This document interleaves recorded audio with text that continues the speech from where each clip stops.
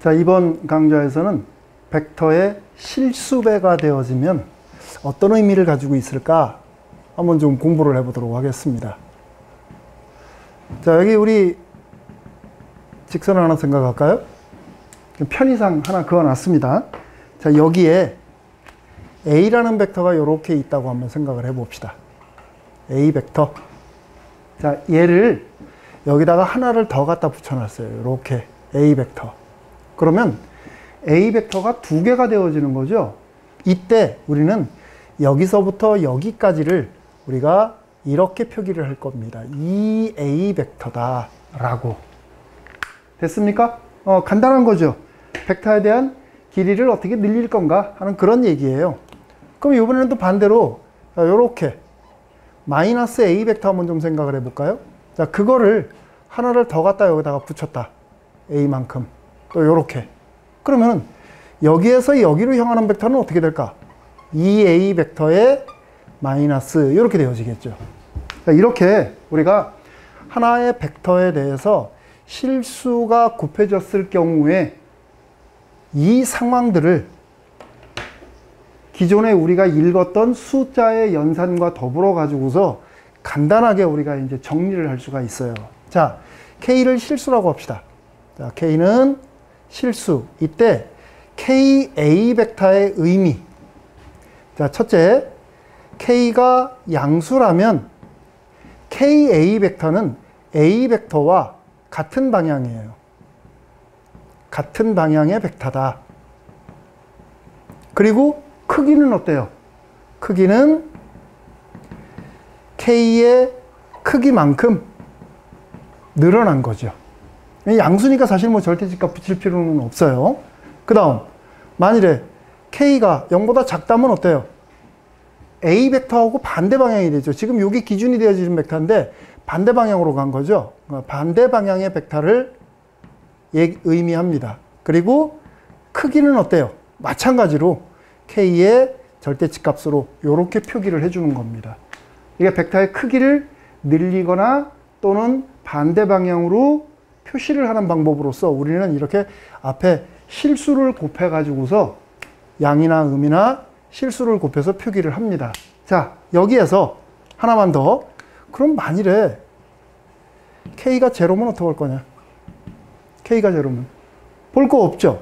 0 곱하기 A 벡터니까 얘는 그냥 0이 되어져 버리는 거예요. 0 벡터입니다. 이거는.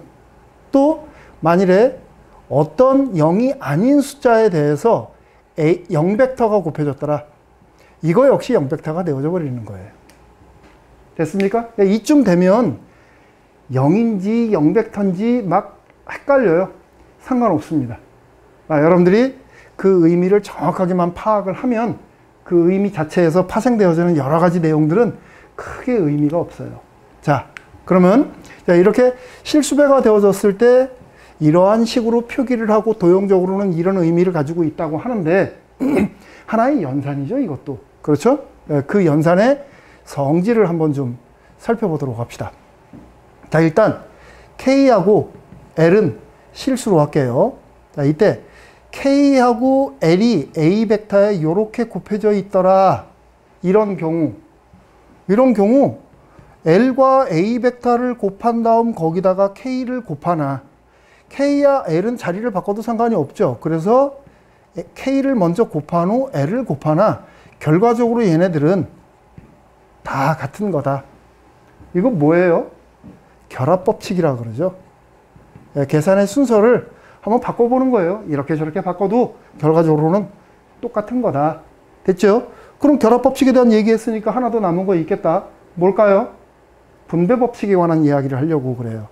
자, K라는 L이라는 두 개의 숫자에 대해서 A 벡터가 이렇게 곱해졌더라. 그런 경우 번호를 붙일까요? 1번, 2번. 이렇게 곱해지게 되면 A 벡터가 마치 숫자처럼 이렇게 곱해져요. KA 벡터 플러스 LA 벡터 이렇게 써도 된다. 이렇다는 이야기는 반대로 A 벡터 공통으로 있는 경우에는 빼서 이렇게 인수분해하듯이 써도 된다. 이런 얘기가 되어지게 되는 거죠. 됐습니까? 또 거기에 A라는 벡터와 B라는 벡터가 이렇게 보태져 있는데 거기에다가 실수를 이렇게 갖다 곱했어. 그러니까 이런 경우도 우리는 KA 벡터 플러스 KB 벡터다 하는 식으로 풀어서 쓸 수가 있다. 이렇게 되어졌을 때 이렇게도 할 수 있다. 바로 분배 법칙에 관련된 이야기입니다. 그러니까 지금 여기 나와 있는 이 내용도 그렇고 이 내용도 그렇고 되게 말이 많고 어려운 것처럼 느껴지는데 연산에 관한 한 새로운 문자가 하나가 더 추가됐다라고 생각을 해주면 되는 겁니다. 그러면 얘기는 아주 단순하게 정리가 되어져 버리는 거예요. 그래서 자, 간단하게 우리 이런 예문 하나 좀 생각을 해볼까요? 자, 예를 들어서 둘의 A 벡터 마이너스 B 벡터에다가 플러스 3배의 3A 벡터 플러스 2B 벡터 요거 한번 좀 간단하게 해봐라. 그러면 어떻게 할 거냐? 그러면 조금 전에 우리가 여기서 얘기했던 이 연산 법칙을 그대로 적용을 해가지고서 그냥 풀어제끼면 되는 거죠. 자, 얘는 2A 벡터 마이너스 2B 벡터 플러스 3, 3은 9A 벡터 플러스 2, 3은 6B 벡터. 그러고 난 다음 같은 것끼리 묶어주면 돼요. 자, 2A 벡터, 9A 벡터, 11A 벡터 이렇게 되어지겠다. 얘하고 얘하고 묶으니까 플러스 4B 벡터 이렇게 되어지는 거죠. 어때요? 이렇게 얘기를 할 때는 되게 어렵게 느껴졌는데 막상 우리가 벡터가 포함되어져 있는 식을 정리할 때 보니까 그냥 일반적인 문자처럼 그냥 취급을 해버리네요. 그렇죠? 아까도 얘기했지만 벡터가 포함되어져 있는 식을 정리한다라는 거는 하나의 문자가 더 추가가 됐다. 그런 정도로만 여러분들이 받아들여주면 크게 어려움이 없을 것이다 하는 얘기입니다. 자, 그 다음 이제 세 번째. 이제 점점 벡터에 대한 내용들이 조금 이제 어려워지기 시작하는데, 자, 두 개의 벡터가 평행하다 라고 하는 것을 어떻게 표현할 거냐. 그러니까 자, 여기에 A라는 벡터가 이렇게 있고 B라는 벡터가 이렇게 있어요. 그런데 이 두 개의 벡터가 서로 평행이래요. A 벡터하고 B 벡터가 서로 평행이다. 그러면 평행이니까 이거하고 똑같은 벡터가 요 안에 있을 수 있겠죠. 현재 지금 보면 A 벡터가 더 작은 벡터로 표시가 되어져 있으니까. 그러면 얘를 여기다가 이렇게 갖다가 옮겨 놓았다면 어떤 일이 벌어지는 건가요? A 벡터에다가 적당한 실배수를 해주면, 크기만 늘려주면 방향이 같으니까 B 벡터로 표시가 되어지겠다. 그렇죠? 그러니까 이렇다라는 이야기는 B 벡터가 적당한 실수 A 벡터에 의해서 고배 형태로 이렇게 표시가 되어지게 된다. 이때 K는 0이 아닌 실수입니다. 이렇게 됐습니까? 그럼 만일에 이번에는 A 벡터가 이렇게 가고 있는데 얘하고 평행이기는 하나 반대 방향으로 B 벡터가 이렇게 가고 있다고 한번 생각을 해보세요. 그럴 때는 어떻게 할까? 같은 방식이죠. A 벡터를 여기다 써보는 거야. 이렇게. A 벡터 평행하니까 이렇게 옮겨놔도 되는 거 아닙니까? 그죠? 그렇다고 하더라도 B 벡터는 방향이 반대다. 크기는 A 벡터의 적당한 실배수로 표시가 가능하다. 됐습니까? 물론 이제 이렇게 되어지게 되면 K는 음수가 되어져야 되겠죠. 그렇죠? 어떤 경우든 방향이 같든 다르든 두 벡터가 평행이면 그 둘 사이에는 반드시 이렇게 실배수 관계에 있더라. 됐습니까? 이거 앞으로 상당히 중요한 역할을 할 거예요. 평면상에 있는 도형들을 읽어 나갈 때 또는 공간상에 있는 도형들을 읽어 나갈 때 대단히 중요한 역할을 하게 될 겁니다. 언뜻 보면 별거 아닌 것 같아요. 그죠? 그런데 정확하게 그 의미를, 또 기하학적인 의미를 잘 해석을 해서 알아둬야 되겠다. 됐죠? 자, 예문을 하나 좀 볼까요? 자, 예를 들어서 P라는 벡터가 A 벡터 마이너스 2B 벡터고 Q라는 벡터가 마이너스 3A 벡터 플러스 6B 벡터라고 합시다. 이렇게. 그랬을 때 P 벡터와 Q 벡터 사이의 관계는 뭘까? 어떤 관계를 가지고 있을까? 이 둘은 자세히 보세요. 얘하고 얘를 지금 보니까 A 벡터에 마이너스 3이 곱해져서 2가 만들어졌고, 마찬가지로 여기다가 마이너스 3을 곱하면 얘가 만들어져요. 그렇죠? 그렇다는 얘기는 뭐지? Q 벡터는 P 벡터에다가 마이너스 3배를 한 것과 같다. 그렇죠? 그러니까 이대로 읽어나가게 되면 Q 벡터는 P 벡터의 3배고 그리고 방향은 반대다. 그렇죠? 해석을 이렇게 해줘야 되겠네. 첫째, 방향은 반대다. 반대이고, 두 번째, Q 벡터의 크기가 P 벡터의 3배와 같다. 이렇게 되는 겁니다. 이렇게 말이 참 많은데 이 많은 말들을 이 식 하나에다가 전부 다 뭉뚱그려서 표현이 가능하다. 그러니까 우리가 읽을 때에는 상당히 어렵게 읽지만 실제 활용할 때를 보면은 이렇게 하나 써줌으로 해서 이런 의미를 다 포함을 하고 있는 거예요. 그러니까 벡터가 얼마나 강력한 툴인지 이런 예문에서 우리가 쉽게 짐작할 수 있는 거죠. 됐습니까? 자, 이게 첫 번째 예제. 자, 그 다음 두 번째 예제. 하나 더 볼까요? 자, 우리 앞에서 하나의 벡터가 있을 때 그 벡터의 크기로 자기 자신을 나누어 주면 이거 단위 벡터라고 얘기를 했었어요. 그렇죠? 정말 그런가요? 우리 확인한 적 있나요? 확인한 적 없죠. 그러니까 선생님이 얘기하니까 그런가 보다 하고 막 써놓고 달달달달 외웠겠죠. 그죠? 이제 그게 정말 맞는 얘기인지 확인을 한번 좀 해보도록 합시다. 자, 증명입니다. 이게 정말 단위 벡터인가? 단위 벡터가 되어지려면 첫째, 방향이 같아야 됩니다. 그쵸? 둘째, 크기가 1이어야 됩니다. 그죠? 그러니까 첫 번째, 방향성을 한번 체크를 해보세요. 방향성. 이 벡터는 요거분의 A 벡터예요. 그쵸? 그러면 현재 요 값이 양이죠? 그렇죠? 그러니까 얘는 A 벡터하고 같은 방향입니다. A 벡터와 같은 방향. 일단 방향성이 증명이 됐어요.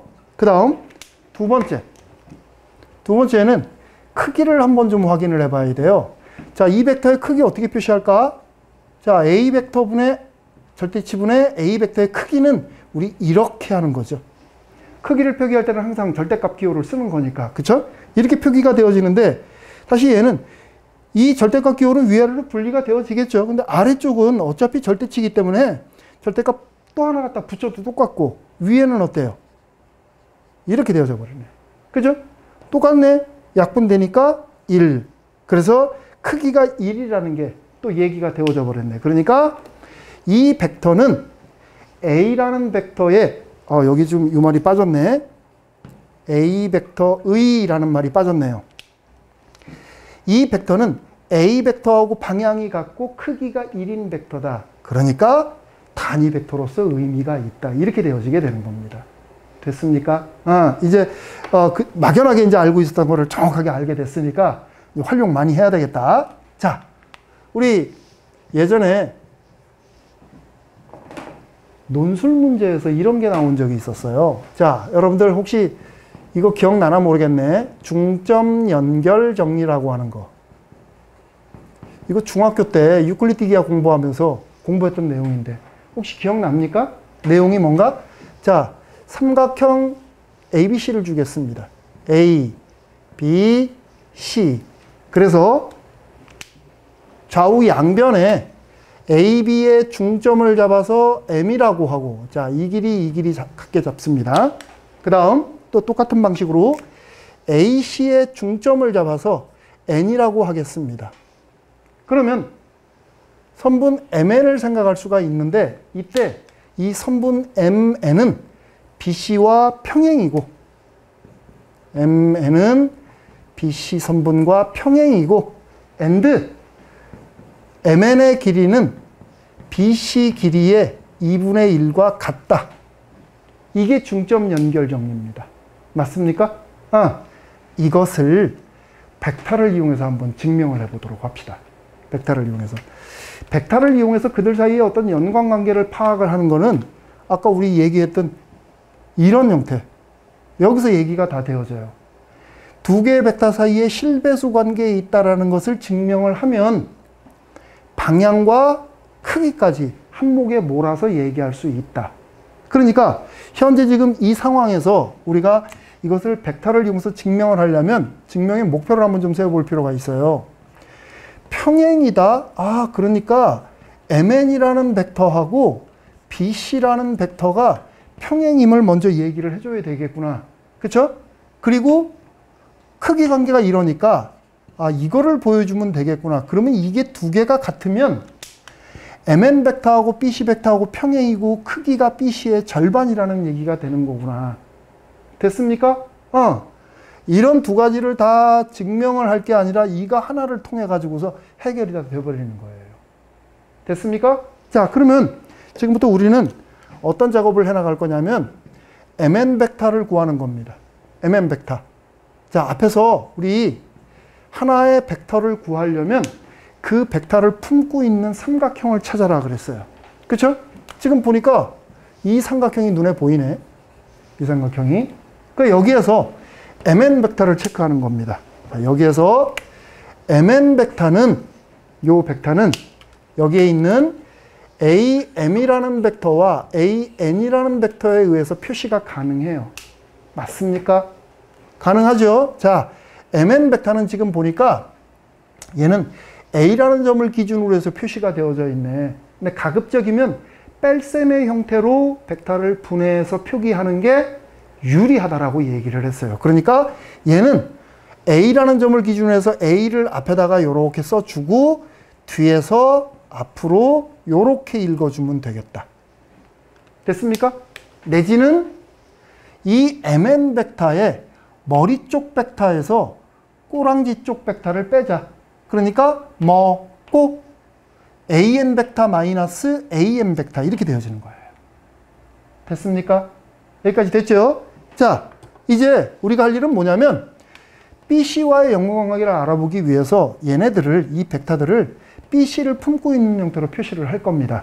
자, AN 벡터는 어떻게 표시가 되어지냐면 AN 벡터는, 요 벡터는 이 벡터의 어때요? 절반이죠. 그러니까 2분의 1 AC 벡터로 표시가 되어지는 거고, 그 다음에 AM 벡터는, 요 벡터는 이 벡터의 절반이에요. 그러니까 AB 벡터의 절반이다. 이렇게 묶어줄 수 있겠다.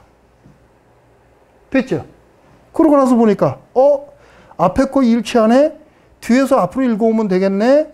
BC 벡터 만들어지는 거고 앞에 2분의 1 이렇게 달라붙겠다. 그랬죠? 그랬더니 우리가 애초에 잡았던 목표에 딱 맞아떨어지는 결과가 만들어져 버렸어요. 그렇죠? 그래서 이러한 사실이 증명이 되어진 거죠. 그러니까 중점 연결 정리 같은 이런 기본적이고도 중요한 정리가 벡터에 의해서 이렇게 설명되는 걸 보면 앞으로 우리가 어떤 일을 할 건지 대충 감이 잡히죠. 평면상에 또는 공간상에 있는 모든 도형들은 벡터로의 표현이 가능합니다.